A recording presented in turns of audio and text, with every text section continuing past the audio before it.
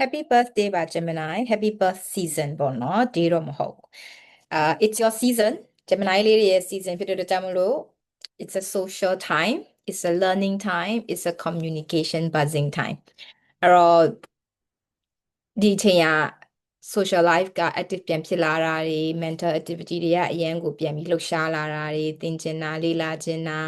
ပြောချင်ဆိုချင်တာ networking လုပ်ချင်တာစတဲ့အရာတွေက buzzing around ဖြစ်လာမဲ့ time အဲ့တော့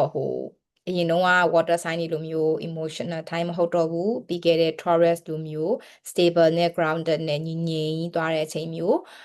မဟုတ်တော့ဘူး it's time to be a social butterfly လေး okay ဆိုတဲ့အခါကျတော့မျက်နှာအရင်နေ glow နေအရင်ကြည့်နေနေ okay အဲ့တော့တို့ဒီနေ့Gemini season အတွက်ကိုဖတ်တဲ့အခါမှာ Instaလေးနဲ့ main ဖတ်မယ်ဒါပေမဲ့ဒီမှာ spill the tea Gemini season is all about communication ဆိုတဲ့အခါကျတော့ communication နဲ့ mental activity mind thinking ဆိုတဲ့အခါကျတော့ we need to know what's going on okay spill the tea what's the truth okay ဘာတွေ communication တွေရှိနေလဲပြီးလို့ရှိရင်ဒါတော့လိုမှသုံးမယ် spill tea နဲ့ what's the tea နှစ်မျိုးလုံးသုံးမယ်လိုအပ်ခဲ့ရင် fairy oracle လေးသုံးမယ်ခြေအတွက်တော့ဒီ oracle romance angel လေးသုံးမယ်လို့တွေးထားတယ်ပေါ့နော်ဆိုတော့ဒါကတော့လိုမှသွားမယ်အခုတို့တွေဒီ birthday Gemini sun လေးတွေအတွက်ကို main ကြည့်တာ sun sign Gemini တစ်ပတ် solar return ပေါ့နော် one whole year cycle ကိုပြီးတဲ့အခါမှာဒီနှစ်ကဒီနေ့မဟုတ်ဘူးအမှန်တော့မနေ့ပြန်စမယ်ထင်တယ်ဘာလို့ဆိုတော့အခုချိန်ထိတော့ astro seek မှာ sun sign က Taurus ပဲရှိသေးတယ်ဒါပေမဲ့လို့ Taurus မှာမရှိသေးတယ်ဒါပေမဲ့လို့ဒီနေ့ညပဲဖြစ်နိုင်တယ်တို့တွေ Asia time တွေအတွက်ကချိန်တိကျတော့မသိဘူး anyway no need to know okay အဲ့တော့မနေ့ပြန်လည်းဖြစ်ဖို့များတယ်ဆိုတော့ let's see Gemini season အတွင်းပေါ့နော်အဲ့တော့ May 20 21ပဲထားပါတော့အဲ့နေပြီးတော့ June 20မတိုင်ခင်အထိတို့တွေ Gemini season အတွင်းမှာဘာတွေသိဖို့လို့လဲကြည့်ကြမယ် Gemini season အတွင်းမှာဆိုပေမဲ့လို့ Gemini season ထက် beyond မှာဥမာ3လဖြစ်စေ6လဖြစ်စေအချိန်တွေပေါ်ခဲ့ရင်လည်းပြောပြပေးမယ်နော် general reading ဖြစ်တဲ့ကြောင့်တက်ဆိုင်မှာယူသေးပါလို့ပဲပြောချင်ပါတယ် DCDL တခါစတုံလိုင်းရဲ့ soul family များအတွက်အဓိကရည်စူးပြီးတော့ဖတ်ပါတယ်နော် Universe angels spirit guides divine beings and the masters please step into your highest path for the highest good of the sun sign Gemini ဒီမှာချေရတဲ့ Gemini sun လေးလေ reading တက်ဆိုင်ပါစီလို့ညွှန်လင်းပါတယ်ရှင်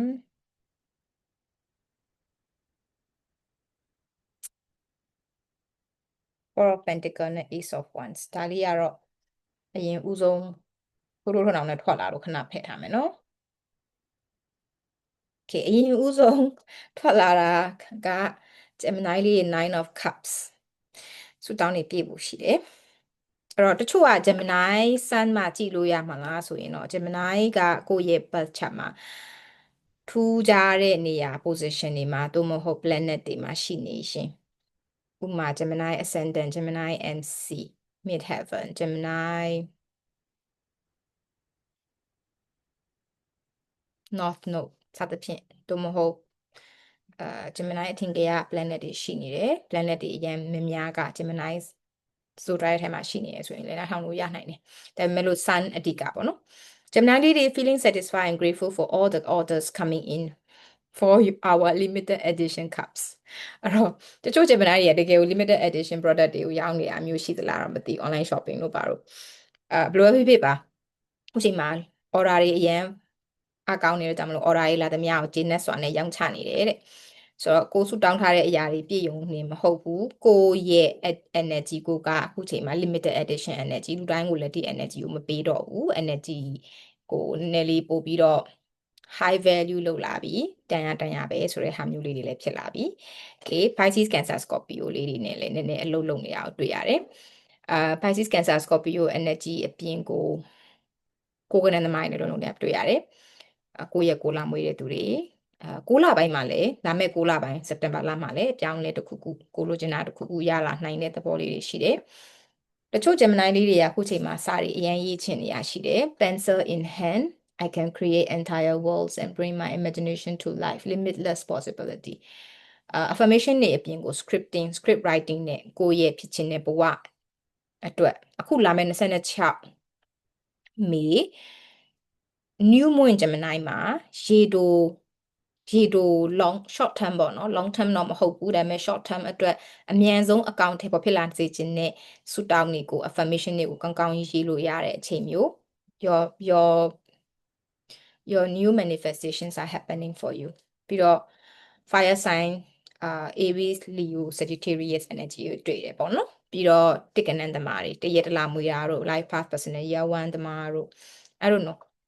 တက်ဆန်လို့ယူပေးပါအဲ့တော့ဂျေးချင်တဲ့အရာတွေအကုန်လုံးကိုချတာရေးဖြစ်လာမယ်လို့လည်းယုံကြည်တာတချို့ကကြတော့ Four of Pentacle Virgo Taurus Capricorn နေလည်းလုပ်နေတယ်လေကနေသမားလည်းလုပ်နေတယ်လေကနေသမားတွေပါနိုင်တယ်ခုပြောတဲ့နံပါတ်တွေအကုန်ပါတယ်ပေါ့နော်ဒါကတော့ general အရင်ပြောပြနေတာနော် My precious fruits I'll savor every bite sorry not sorry for not sharing ခုချိန်မှာသူတို့ Gemini လေးတွေကသူတို့စူးစမ်းထားလို့ရလာတဲ့အတီးပွင့်ကိုကောင်းကောင်းကြီးခံစားသုံးဆောင်နေတယ်အဲ့တော့ငွေကြေးလလာပါတွေဖြစ်စေကိုစူးစမ်းလို့ရရှိထားတဲ့အမျက်စွန်းတွေဖြစ်စေအားလုံးကိုငါတယောက်တည်းပဲစာဘူးမှမကြွေးနိုင် sharing မလုပ်နိုင် yeah sounds like Gemini treat yourself selfish foodie fruits အတီးနှံလည်းများစားပေးဖို့လိုလိမ့်မယ်နော် Gemini လေးဒီကာလမှာအတီးနှံစိမ့်ဆူဆူအကုန်လုံးအဲ့တော့ကိုစိုက်လို့ကိုစိုက်ပြလို့ကိုပြန်ရထားတဲ့အတီးနှံတွေကိုအရန်ကိုဥစ္စာချကောင်းပါတယ်ဥစ္စာ6ပါ6တင်ပါတယ်เนาะအဲ့တော့ခုနကပြောခဲ့တဲ့ဟာတွေက Gemini season အတွက် general reading ဖြစ်တဲ့အနည်းဆုံး timeline ဆိုရင်တော့6လပိုင်းလို့မြင်မိတယ်ပေါ့เนาะတချို့ကအခုလာမဲ့တစ်ပတ်အတွင်းမှာကိုဆူတောင်းပြီးတော့ manifest လုပ်ရမယ့်အရာတွေ affirmation ရေးပြီးတော့ scripting ရေးပြီးတော့ကိုဖြစ်ချင်တဲ့အရာတွေကိုချရေးပြီးတော့ဆူတောင်းရမယ့်အရာတွေရှိတယ်မြင်မြင်ဆန်ဆန်အောင်ဖြစ်လာနိုင်တဲ့သဘောလေးလည်းရှိတယ်ဘာပြောမလဲ6လပိုင်းတစ်ဖြက်ပြီးတော့တစ်ခါအဝေးဆုံး timeline အပြင်4နှစ်အတွင်းမှာကိုဖြစ်ချင်တဲ့ဆန္ဒတွေကတစကြီးကြီးမားမားတွေပေါ့နော်ဖြစ်လာဖို့ရှိတယ်ခု Gemini လေးတွေအတွက် Gemini လေးတွေကနည်းနည်းပြောရရင်highly intellectual ဉာဏ်ကောင်းတယ်အဲ့တော့အလုပ်အကိုင်နဲ့စီးပွားရေးအတွက်အရင်ကြည့်မယ်နော်အလုပ်အကိုင်စီးပွားရေးတွဲကြည့်ပဲအဲ့တော့ဘယ်လိုကုမ္ပဏီမှာပဲလို့ကိုယ်ပိုင်လုပ်ငန်းပဲလုပ်တိုက်ဆိုင်တယ်လို့ယူပေးပါလုပ်ငန်းအတွက် Leo နဲ့ပတ်သက်တဲ့ energy တွေ okay Leo အင်္ဂါနဲ့ပတ်သက်တဲ့အရာတွေ Leo energy ဆိုတော့ the Sunday ပေါ်နေလေပါနိုင်တယ်အင်္ဂါနေ့ဒါသမီးတွေSunday ပေါ်နေ Leo တွေနဲ့လုပ်တာမျိုးရှိတယ်8လပိုင်းပတ်ဝန်းကျင်အထိတော့နည်းနည်းလေးအလုပ်ကိုင်နဲ့ပတ်သက်လို့ရှင်လဲလျှောက်တာပြလဲဆွဲတာလေးလုပ်ရမှာလေးရှိတယ်ရှစ်ကနန်းသမားတွေထူကြတာမျိုးတွေခုနမှာလုပ်ငန်းလုပ်တယ်ဆိုလို့ရှိရင်ရှစ်ကနန်းသမားတွေနဲ့ကြိုးပေးတယ် Some may see a ferocious beast but I see a loyal and loving friend တချို့ကကြတော့သူများတွေကဒါဟဲနင်ပေါင်းနေတယ်နင်လို့တူတူလုပ်နေတဲ့လူကနော်တတိထားနော်စိတ်ကြီးရယ်နော်ဘာညာပြောရမယ်ကိုယ့်အတွက်ကတော့တစ္ဆာရှိရဲ့တငယ်ချင်းတယောက်လို့မြင်အောင်ထားပါတယ်တဲ့ဆိုတော့ပြဿနာဘာမှဘယ်လိုမှရှိနေတဲ့ပုံစံမျိုးတော့မမြင်နေဘူးစိတ်သူစိတ်ကြီးတာသူကိုယ့်ရဲ့စီးပွားရေးပါတနာပဲဆိုပါဆိုနော် boss ပဲဖြစ်ပါပဲဖြစ်ပေါ့သူစိတ်ကြီးတာသူဘယ်လိုခေါ်မလဲဆိုတော့ energy တစ်ခုရှိနေတာက powerful ဖြစ်တဲ့ energy တစ်ခုရှိနေတာသူကိစ္စလေကိုကအဓိက handle လုပ်နိုင်တယ်ပြီးရပဲပြီးတော့သစ္စာရှိတယ်ဆိုတဲ့ energy မျိုးကိုလည်းဒီမှာပြနေတယ် loyal companion lion love strength အဲ့ဒီစီးပွားဘက်ပါတနာကြောင့်မလို့ဖြစ်စေကိုကစီးပွားဘက်ပါတနာဆိုလို့ရှိရင်ကိုကတဆင့်ပဲဖြစ်စေပေါ့နော်ဖြစ်ဖို့များတာတော့ Leo ကကိုယ့်ရဲ့စီးပွားဘက်ဖြစ်ခဲ့တယ်ဆိုရင်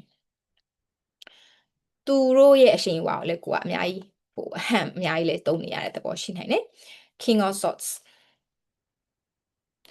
just a regular day တဲ့ protecting my kingdom from pesky mosquito ဟုတ်တယ်အဲ့လူရဲ့အရှိန်ကိုကမှီပြီးတော့ဖြစ်စေဒါမှမဟုတ်အဲ့လူရဲ့အရှိန်အဝါအကြောင်းဖြစ်စေ တောင်းတန်းလူကိုနားမှာလာပြီးတော့မဟုတ်တာမလုပ်ရဲဘူးဆိုတာမျိုးလေးလည်းတွေ့တယ်အဲ့တော့အထက်လူကြီးပဲဖြစ်ဖြစ်စီးပွားပါတနာပဲဖြစ်ဖြစ်ကိုကအထက်လူကြီးနေရာမှာပဲဖြစ်ဖြစ်အဲ့လို energy တွေကိုအခုပြောတာတွေကိုတိုက်ဆိုင်နေဆိုရင်ယူပါ Gemini Libra Aquarius တချို့ကိုလည်းတွေ့တယ် Mosquito Swatter တဲ့ King of Soul Protector တဲ့ Gemini လေးကိုနိုင်ကလည်းအဲ့ဒီ energy ရှိနေတာဖြစ်နိုင်တယ်ဥပမာကိုကပြောရရင်နှစ်ယောက်ပေါင်းတော့မှပို့ပြီးတော့ powerful ဖြစ်နေတဲ့သဘောမျိုးလေးတွေလည်းပြရတယ်ပေါ့နော်အဲ့တော့ protection တစ်ခုရှိနေတယ်စီးပွားရေးလုပ်ငန်းတွေမှာဟို Page of Pentacle just try the most delicious burger ever can't believe I never had it before တခါမှမသုံးဆောင်ဘူးသေးတဲ့အရာသာမျိုး taste မျိုးခွင့်ရေးမျိုးလုပ်ငန်းကိစ္စတွေခွင့်ရေးတွေအနေနဲ့ပေါ်လာတတ်တယ် foodie yum burger love ဒီအုပ်စုမှာ Gemini လေးတွေအရန်အစားတောက်ကျန်းတဲ့အစားတောက်အရန်ကြိုက်တဲ့လူတွေအရန်ပါတယ်နော်ဒီထဲမှာခုပြောနေတဲ့နားထောင်နေတဲ့လူတွေထဲမှာ burger burger ပါလိုက် fruits ပါလိုက်အရန်နေအစားအသောက်ပဲစဉ်းစားနေလိုက်တချို့က tennis ကစားတဲ့သူတွေဒါမှမဟုတ်ဘတ်တန်ချက်တောင်ရိုက်တဲ့လူတွေဒါပါမယ်လို့ထင်တယ် anyways malaria လိုယောဂမျိုးလေးတွေလည်းကြည့်ယူဆိုင်နော်ချင်းကြိုက်တာတွေပါတတိထားဒီမှာလည်းချင်းကိစ္စကလည်းပတ်နေတော့ just try the most delicious burger ever can't believe I never had it before ခါမှမရဘူးတဲ့အခွင့်အရေးတွေက Virgo Taurus Capricorn တွေကိုပေးနာမှာရှိရင်အဲ့ဒီလုပ်ငန်း opportunity သူတို့စီရနိုင်တယ်သူတို့တွေဆင်းရနေပြီးတော့စူးစမ်းအထောက်မှုတွေရဲ့ရလက်တွေဖြစ်စေဟိုကိုယ့်အတွက်အကျိုးဖြစ်ထွန်းမဲ့အရာတွေဖြစ်စေရလာနိုင်တယ်တကယ်ကိုယ့်အတွက်တော့အောင်မြင်မှုရဲ့နောက်ထပ်အောင်မြင်မှုတစ်ခုရဲ့ taste တစ်ခုလို့လည်းမြင်မိတယ်နောက်ထပ်ထပ်ပြီးလာမဲ့ better opportunity တွေရဲ့ taste လေးတစ်ခုထပ်ရတာမျိုးအဲ့ဒီအတွက်တော့တစ်ခုရှိတာကအချိန်နည်းနည်းယူမယ်နော်အဲ့တော့ခုနပြောလို့ရှစ်လပိုင်း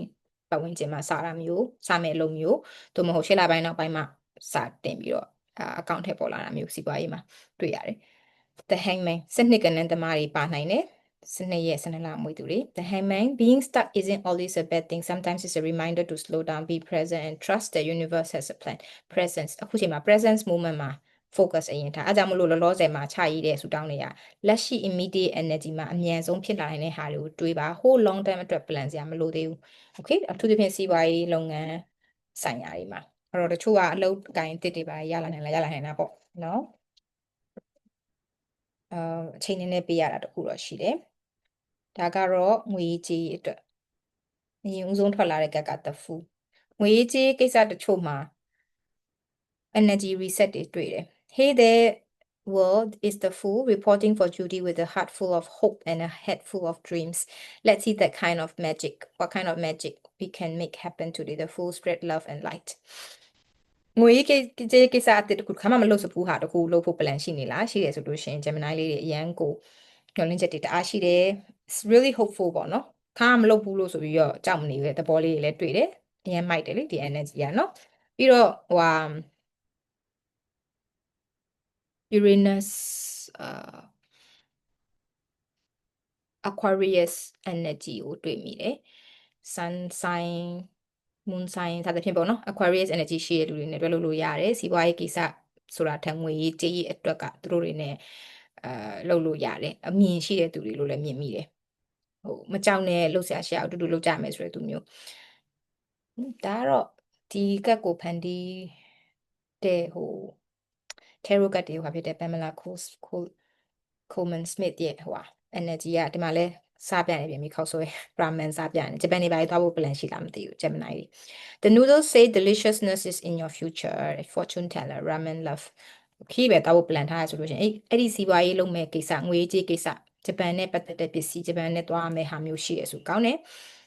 ဖြစ်နိုင်ကြီးရှိတယ်ပေါ့နော်အားလုံးမဆိုလို့တက်ဆိုင်မှာယူတချို့ကအဲ့လိုနိုင်ငံခြားနဲ့ဆက်သွယ်မဲ့အရာတွေရှိရဆိုလို့ရှိရင်ကိုယ့်ရဲ့ငွေကြေး future က looking really good Page of Cups just try the cutest milk tea with the most delicious boba can't wait to have it again မလို့စဖူးသေးတဲ့အတွက်ကြောင့်မလို့စိတ်ထဲမှာစိတ်လှုပ်ရှားပြီးတော့စမ်းသက်ကြည့်တဲ့အရာလေးတစ်ခုငွေကြေးမှာတွေ့နေတယ် milk tea တစ်ခါမှမ try ဘူးတဲ့လူတွေရှင် try ကြည့်ကြည့်နော်အထက်ကboba tea ပေါ့နော်အထက်ကပလဲလုံးနဲ့ဟာလေးတောက်ဖို့ပြနေတောက်တာမျိုးပြနေတယ်တောက်တဲ့လူတွေကတော့တိုက်ဆိုင်ယူပေါ့နော် Pisces Cancer Scorpio energy ထက်လာတွေ့တယ်အချို့ရှာတကားတွေ့ပုံစံမျိုးလေးတွေလည်းတွေ့နေတယ်မလို့စဖူးဆိုလို့အဓိကကောင်းတဲ့အချက်ကမလို့စဖူးဆိုလို့စိတ်ထဲမှာကြောက်မနေတဲ့ငွေကြီးကိစ္စလေးတွေရှိတယ်။အိုးနောက်ဆုံးတွက်ကရဲမိုက်နေပြီ Ten of Cups ငွေကြီးအနေနဲ့မြင်နေတာထက်အဲ့ငွေကြီးကိစ္စလုပ်မဲ့ဟာကိုယ်စိတ်ချမ်းမြေ့စေတယ်။ကိုယ်ပျော်ရွှင်စေတယ်ကိုကျေနပ်စေတယ်။ဟို income ကဘယ်တော့ဝင်လာမလဲတော့မှန်းလို့တော့ခက်တယ်။ဒါပေမဲ့လို့အနည်းဆက်ဆုံးမှာအဲ့ဒီကနေဝင်လာတဲ့စိတ်ချမ်းချမ်းသာနဲ့ဝင်လာမဲ့ပတ်စံတွေက10လပိုင်းဖြစ်နိုင်တယ်Pisces Cancer Scorpio ဆိုတော့ the next အနည်းဆုံး season ကတော့ Cancer Gemini ပြီးရင် Cancer လာတော့ Cancer season မှာဖြစ်ကောင်းဖြစ်နိုင်တယ်6လပိုင်း9လပိုင်းပေါ့ဒါကတော့အနည်းဆုံး timeline ပေါ့နော်ခပ်ဝေးဝေးဆိုရင်တော့10လပိုင်း10 of cups I may not be perfect but with my family by my side I feel invincible တချို့ကမိသားစုနဲ့တွဲလုံးမဲ့စီးပွားရေးငွေရေးကြေးရေးကိစ္စတွေရှိနိုင်တယ်ငွေရေးကြေးစုဆက်ကိစ္စတွေအဲ့တော့ကိုတယောက်တည်းမဟုတ်တဲ့အတွက်ကြောင့်မလို့အားရှိရဆိုတဲ့ပုံစံမျိုးလေးကိုတွေ့တယ်ငွေကြေးကိစ္စတွေမှာဆယ်ကနန်းသမားတွေတွေ့တယ်အာ10ရက်10လမွေးသူတွေတကနန်းသမားတွေ1ရက်1လမွေးသူတွေပေါင်းချင်းတစ်တွေ life pass personal year တစ်တွေအဲ့တော့စံသက်ကာလငွေကြေးနဲ့ပတ်သက်လို့စံသက်ကာလအကြီးတစ်ခုလုံးမြင်ပြီးတယ်ကဲအခုတော့ချစ်ရေးလေးကိုပါကြည့်ရအောင်အနိုင်လေးတွေရဲ့ချစ်ရေးမှာပါရှိလေချစ်ရေးဆိုလို့မေတ္တာရေးပဲပြောကြရအောင်နော်နှစ်ခုလုံးအရင်နေတိုက်နေပြီမေတ္တာရေးမှာ8 of swords Gemini ချင်း Libra ချင်းGemini Libra Aquarius and air sign ချင်းတွေရှိတယ်တွေ့နေရတယ်ခြေရည်နဲ့မေတ္တာရေးမှာအခုချိန်မှာလေဟိုမျိုးလုံးပေါင်းများစွာကိုယ်ကိုစောင့်ကြည့်နေတယ်လို့ပဲပြီးတော့အခြေရေးနဲ့ပတ်သက်လို့ဘယ်တော့ခြေလမ်းမှာမလဲဟိုဘယ်လိုခေါ်မလဲနာမည်ဖြစ်တာတော့မဟုတ်ဘူး like ကိုခြေလမ်းဘယ်တော့ပြတ်မလဲခြေလမ်းဘယ်တော့မှားမလဲစောင့်ကြည့်နေတယ်လို့ကိုဖြစ်နေတဲ့သဘောမျိုးလေးရှိတယ် story လေးရှာနေတာမျိုးတွေတချို့ကကြတော့ဒီ Facebook story လေးတွေကိုရဲ့ဒီနော်ဟို daily story လေးတွေကနေတဆင့်ချစ်ကိုရှာနေရတယ်ဒါပေမဲ့ the right one မတွေ့သေးတာမျိုးဖြစ်ကောင်းဖြစ်နိုင်တယ်တချို့ကကြတော့အဲ့လိုမိဟိုစောင့်ကြည့်ခံနေရတဲ့ celebrity လို့ခံစားနေရတဲ့အချိန်မျိုးကိုစီကဘာသတင်းတွေထွက်လာမလဲဆိုပြီးတော့ Gemini Libra Aquarius တွေကိုတွေ့ပြီးတော့ရှစ်ကနန်းသမားရှစ်ရဲ့ရှစ်လမွေးသူတွေ personal year life path 8တွေကိုတွေ့တယ်အဲ့တော့ stalker လေးတွေလည်းရှိနိုင်တယ်ကိုလိုက်ကြည့်စောင့်ကြည့်နေတဲ့ stalker လေးတွေလည်းတွေ့တယ် Seven of Wands fire energy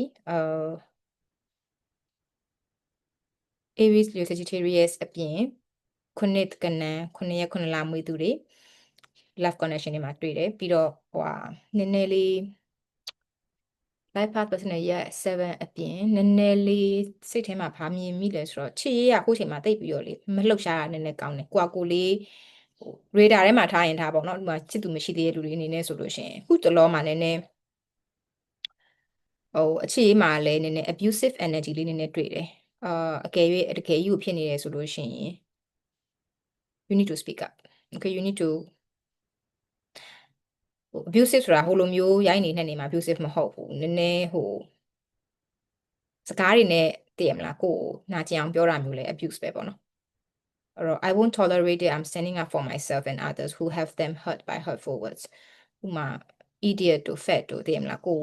body shaming လုပ်တာတို့ပါအဲ့လိုမျိုးတွေရှိတယ်ရုပ်ဆိုးတယ်လှတယ်ပါတယ်ဘာဖြစ်တယ်ညာဖြစ်တယ်မလှဘူးမပဘူးစသဖြင့်ပေါ့နော်စကားတွေနဲ့ gaslighting လုပ်တဲ့အရာတွေရှိရဆိုလို့ရှိရင်အဲ့ gaslighting လုပ်နေတဲ့လူမျိုးကိုရဲ့ connection မှာရှိနေတယ်ဆိုရင် you need to work on that အဲ့တော့အခုချိန်မှာခြေရေးကိုခုမှစမဲ့လူအနေနဲ့ကြတော့မစစေချင်သေးဘူးလောလောဆယ်မှာ Gemini လေးတွေကိုရှစ်ကနန်းသမားခုနှစ်ကနန်းသမားအပြင် air sign fire sign ဒီမှာ air sign ပြန်လာတယ်ဒီမှာကလည်းဗာပြနေလဲဆိုတော့ Queen of Swords the T square is mightier than the sword don't make me use this T square အဲ့တော့ Gemini လည်းနေမှာမဟုတ်ပါဘူးရန်ယူ abusive ဖြစ်လာရင်တောက်ပြန်ခောက်ထလိုက်မှာအဲ့ဒါမသိချပါဘူးเนาะအဲ့တော့ love energy မှာတအားကြီးခုချိန်မှာအရန်ကြီးဟိုကောင်းမနေဘူးအဲ့တော့ခုနကငွေကြေးကိစ္စစီးပွားရေးကိစ္စတွေကောင်းနေတယ်အဲ့ဒါတွေကိုအရင် focus ထားစေချင်တယ်တေချာအောင်လို့အခြေရေးနဲ့ပတ်သက်လို့ romance angel ကဘာပြောတယ်လဲ၃မျိုးပေါ့နော်တချို့က honeymoon period ခုမှချစ်စာတင်စားခင်နာကြဆိုလို့ရှိရင်ခုနကပြောတဲ့ abuse လုပ်နေတဲ့စကားလုံးတွေက abuse လုပ်တယ်လို့မထင်ဘူးဆိုရင်be mindful เนาะဟိုနည်းနည်းတော့စောင့်ကြည့်ကြည့်ပေါ့ honeymoon period အခုမှစကြိုက်ခါစ period ဖြစ်နေတဲ့ Gemini လေးတွေလည်းတွေ့တယ်တကယ်ကိုယူပြီးမှ honeymoon သွားတာမျိုးလည်းဖြစ်နိုင်တယ်လို့အခုမှစကြိုက်ခါစလေးလည်းဖြစ်နိုင်တယ်တချို့ကကြတော့ make the effort great love is worth with taking the steps you are guided to take အဲ့တော့အပြန်လှန်တယောက်နဲ့တယောက်အထုတ်ပြီးတော့ဘယ်လိုခေါ်မလဲနားလည်မှုကြာယူဖို့စူးစမ်းရတဲ့အချိန်လေးတွေလည်းရှိနိုင်တယ်အဲ့လို Gemini တွေလည်းရှိတယ်တစ်ဖက်မှာကြတော့လေတချို့ Gemini တွေကြတော့လေခုနကပြောခဲ့တဲ့ hateful hurtful ဖြစ်တဲ့အရာတွေကို overcome လုပ်နေတဲ့ past ကို forgive and learn လုပ်နေတဲ့အချိန်တွေလည်းတွေ့တယ် present moment မှာနေဖို့နှစ်ခါရှိပြီ Gemini တွေကိုပြောတာ Gemini တွေကတအားအတွေးများတယ်အတွေးများတဲ့အခါကျတော့အရှိမ future မှာသွားနေပြီးတော့အခါကျရင်လက်ရှိကိုမေ့သွားတတ်တယ်အဲ့တော့အခုငွေကြေးရောစီးပွားရေးလောက်ကရောခြေရောပါသွားပြီဆိုတော့ oracle လေးပဲကျန်တော့တယ်ဘယ်လိုကြလာတာနော် into you တဲ့ good chemistry great vibes and positive တချို့ကတကယ်ကိုခုမှလာပြီးတော့သဘောကျမျက်စိကြနေတဲ့အုပ်စုတွေရှိတယ်ဒါပေမဲ့မျက်စိကြရဲဆိုတိုင်းကို into you ဆိုတိုင်းချက်ချင်းပြန်မြန်စင်ကြိုက်စရာမလိုဘူးเนาะ Gemini တွေ chemistry တော့ရှိတယ် vibes လည်းကောင်းတယ် positive လည်းဖြစ်တယ်ဆိုတော့ကပြောတဲ့ abusive things တွေလည်းဝေးကွာတယ်ဆိုရင်တော့ go ahead okay what else do I need to know for Gemini photo proof getting evidence အဲ့တော့လက်စုပ်လက်ကင်ပြောတဲ့စကားတွေကိုတစ်ဖက်လူကကိုပြောတဲ့စကားပဲဖြစ်ဖြစ်ကိုက Gemini အနေနဲ့ပြောတဲ့စကားပဲဖြစ်ဖြစ်စကားကလေးတီးပါရဲ့လားပြောတဲ့အတိုင်းလုပ်ရဲ့လားgaslighting လုပ်နေရလားတခြားသိဖို့လိုတယ်တေချာတယ်ဆိုရင်တော့ကိုယ့်ရဲ့လက်စုပ်လက်ကင်ပြလို့ရတယ်တကယ်လဲပြောတဲ့အတိုင်း deliver ဖြစ်တယ်ဆိုရင်ချစ်သူပဲဖြစ်ဖြစ် partner ပဲဖြစ်ဖြစ် partner ဆိုတာပဲလို့ partner မဆိုပေါ့နော်ကောင်းတယ်တေချာပြီဆိုမှအဲ့တော့အချိန်လေးတစ်ခုတော့နည်းနည်းပေးပေါ့ဥမာစလိုက်လို့ရ spill the tea what is it that what truth do I need to know for Gemini right now unspoken tension Gemini လေးနည်းနည်းရုန်းကန်ရတဲ့ကိစ္စတချို့ unspoken tension လေးတွေရှိနိုင်တယ် stressful ဖြစ်တဲ့အရာလေးတွေအဲ့ဒီ tension ကအပေါ်ကနေကြည့်ရင်မမြင်ရဘူးဥမာဘဲလေးလို့ပေါ့နော်အပေါ်မှာဘဲလေးကျလို့ငိမ့်ရေပြင်းမှာဟာတာယာနေတယ်ပေါ့အောက်မှာတကုံ Gemini လေးရုန်းကန်နေရလူတွေမမြင်ဘူးအဲ့တော့အဲ့ tension လေးတွေရှိနေတယ် stress နည်းနည်းများနေတာမျိုးလေးတွေကြုံရတတ်တယ်ခုနကအလုပ်ကိုင်းကိစ္စတို့ဘာတို့ကတော့ကောင်းနေတယ်ပေါ့နော် confession someone is about to confess their love true feelings for you အချစ်ရေးမှမဟုတ်ဘူးဥမာတယောက်စီကအဖြေမှန်စကားမှန်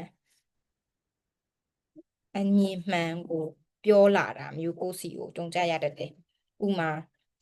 ခုနကအဖြေသိချင်နေတဲ့အရာကသူပဲဝန်ခံလာတာမျိုးအဲ့တော့ Gemini season ဆိုတော့လဲမထွက်ပဲမလီဘူးလေလာတော့မှာအဲ့တော့ just be ready okay နောက်ဆုံးကတော့ fairy oracle လေးနဲ့တကက်လောက်ကြည့်ရအောင် I'm very curious about Gemini curiosity က Gemini ရဲ့ keyword ပဲ look in a book that whatever question you question right now you will find the answer in a book the words you find will bring the insight you seek စာအုပ်တအုပ်ဖတ်ရင်းနဲ့အဖြေတကိုလိုချင်တဲ့အဖြေကိုဘာရဲမဟုတ်ပဲစာတအုပ်ဖတ်ရင်းနဲ့စာရွက်တစ်ရွက်ကိုလှန်လိုက်ရင်းနဲ့ဖတ်ခနဲမြင်လိုက်တဲ့စာသားအဲ့ဒါအဖြေခုကျမကို message ပေးနေတာရှိရဲ့ကိုအနီးဆုံးအနားမှာရှိတဲ့စာအုပ်ဘယ်စာအုပ်မဆိုပဋ္ဌာန်းစာအုပ်လည်းရတယ်အဲ့ဒီထဲမှာစာမျက်နှာ21ကိုရှာအဲ့စာမျက်နှာ21ရဲ့အောက်ဆုံးညာဘက်တောင်ကစာသားတစ်လုံးလည်းဖြစ်မယ်နှလုံးလည်းဖြစ်မယ်တွဲလုံးလည်းဖြစ်မယ်မသိဘူးအဲ့ဒီစာသားကိုဖွင့်ကြည့်လိုက်ပါအဲ့ဒီမှာကိုသိချင်တဲ့အဖြေတစ်ခုခုရှိလိမ့်မယ်အဲ့ဒီအဖြေလေးရလို့ပြောပြချင်တယ်ဆိုလို့ရှိရင်ဖြေမှန်ရေးထားပေးခဲ့လို့ရတယ်ခုကျမလည်းတစ်ချက်ကြည့်မယ်နော်ကျမကတော့အခုအနည်းဆုံးကြည့်ဆွဲလို့ရတဲ့စာအုပ်က human design စာအုပ်ခုအဲ့ဒါကိုအသေးအတန်ဖတ်နေတာဆိုတဲ့အခါကျတော့ဖတ်လိုက်ရေးလိုက်ဖတ်လိုက်စာသင်တန်းအတွက်ပြင်ဆင်လိုက်လုပ်နေတာဆိုတော့ page 21ကိုလှမ်းမှာကျမအတွက်လည်းကျမတစ်ချက် example လေးကြည့်လိုက်ပါမယ်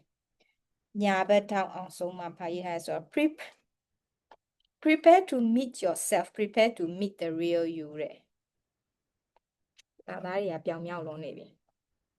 prepare to meet yourself prepare to meet the real you ဒီဘက်က cover page ကလည်း meet yourself the life chart ကျမက Gemini MC အဲ့တော့ I'll take this as a confirmation okay အဲ့တော့ Gemini sun sign လေးများ happy birthday once again ပါစိတ်ချမ်းသာကိုကြမှာပါစေအစဉ်အစတဲ့အရာအဆင်ပြေပါစေအားလုံးကိုအရင်ကြီးမယုံနဲ့တောက်ပအောင်မြင်ပါစေအခုကာလကတကယ်ကိုမိကြplanet shift တွေရှိတယ် Saturn in Aries က24ရက်နေ့မေမှာစဖြစ်ပေါ်မယ်စပြောင်းဆိုင်းရွှေ့မယ်ပေါ့နော် Saturn က Pisces ကနေပြီးတော့နှစ်ပေါင်းများစွာအကြာမှာရွှေ့တယ်ပြီးတော့ Uranus in Taurus ကနေပြီးတော့ Uranus in Gemini ကိုလည်းရွှေ့မယ်အဲ့တော့ Uranus in Gemini ဆိုတဲ့အတိုင်း unexpected news တွေ unexpected changes တွေတင်စကားတွေရလာနိုင်တယ်အဲ့တော့အဲ့လို changes တွေရဲ့အောက်မှာကိုယ့်အတွက်ကောင်းသောသတင်းတွေပဲရပါစေလို့ဆုတောင်းပေးပါတယ်နော်အဆင်ပြေပါစေ